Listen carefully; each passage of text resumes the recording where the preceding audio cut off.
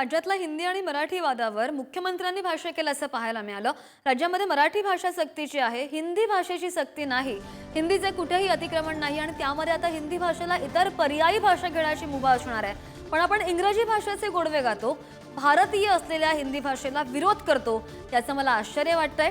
इंग्रजी भाषा जवळची आणि हिंदी भाषा दूरची का वाटते याचा विचार करण्याची खरोखर गरज आहे, असं मत मुख्यमंत्री देवेंद्र फडणवीस यांनी व्यक्त केलं असं दिसलं।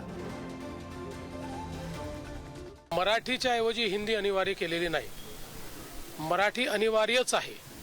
पण नवीन शैक्षणिक धोरणामध्ये 3 भाषा शिकण्याकरता त्या ठिकाणी संधी दिलेली आहे। 3 भाषा शिकणं अनिवार्य आहे। कोणाला हिंदीच्या व्यतिरिक्त तिसरी भाषा जर शिकायची असेल तर ती शिकायची मुभा आम्ही पूर्णपणे देऊ। किमान 20 स्टुडंट जर असले तर त्याला वेगळा शिक्षक देता येईल। तुम्ही सरकारमध्ये आहात, 230 लोकांचं बहुमत तुमच्याकडे आहे।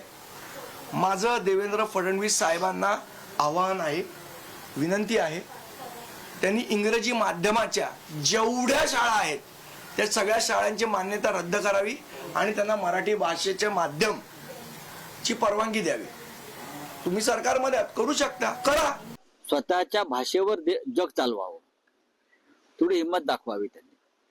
आहे त्यांच्यामध्ये हिंमत। देशाच्या संसदेचं हिंदीकरण करावं पूर्णपणे।